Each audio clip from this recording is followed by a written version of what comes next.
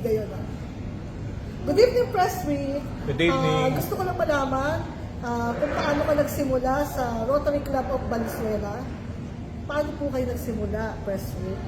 Actually, na-invite ako ng isa kong kumpare at na kaibigan at sabi niya, itry ko raw pumasok sa Rotary Club of Valenzuela.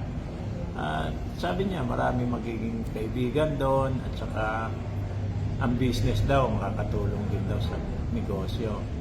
Hindi lang naman siguro negosyo yung pasok ko. Gusto ko rin namang, ang alam ko kasi ang Rotary ay nakakatulong at isang voluntaryong pagtulong sa mga mamamayan. Kaya naisipan ko sumali para ang passion ko naman talaga, gusto ko makapag-share ng biyaya na galing sa Panginoon. Napakagandang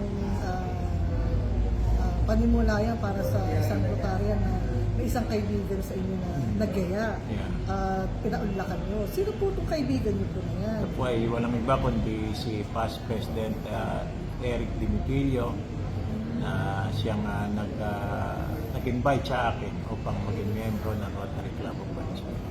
Kung tatanungin niyo naman kung bakit ako nananapili sa Rotary Club of Valenzuela o sa pagiging Rotarian, just because alam ko na mas lalawak ang kung ang gusto ko sa sarili ko ay makatulong sa kapwa o sa mga komunidad o sa kalikasan. Alam ko ang Rotary Club of Valenzuela ay maraming programa na ginagawa upang makatulong sa mga mamamayan, sa komunidad at sa kalikasan.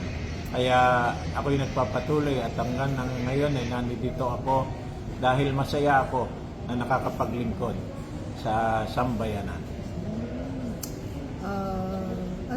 Ang last question ko, kasi malapit na matapos sa iyong termino, di ba? Sa June 2025. After mo maging president, ano na yung mga balak mong gawin sa iyong club? Unang-una, patuloy pa rin naman akong susuporta sa panibagong liderato ng aming club na sa pamumuno ng aming President-elect Jenny Candido at ako'y 100% kung paano kung binigay ko ang 100% na oras ginugugol ko para sa magampanan ng aking pagiging presidente. Ganoon din ang patuloy kong pagtulong at pagsuporta sa bagong liderato sa pamumuno ni President Jenny Candido. Maraming salamat, President Rick. Maraming salamat din, Pres. Umaasa sa inyo na itong pagkatapos ng ating termino, isa kayo sa most outstanding president. Naku! At sa atin naman ay ang makapaglingkod at makapagbigay ng serbisyo publiko na nakakatulong sa mga mamamayan, sa kalikasan at sa ating Panginoon. Iyan ay sapat na para sa akin. Maraming salamat din sa pag-interview at pag-invite mo sa akin. Maraming salamat, Rotary Club of Valenzuela East, sa time na pinagkaloob nyo upang ako'y inyong makapanayam. Maraming salamat po.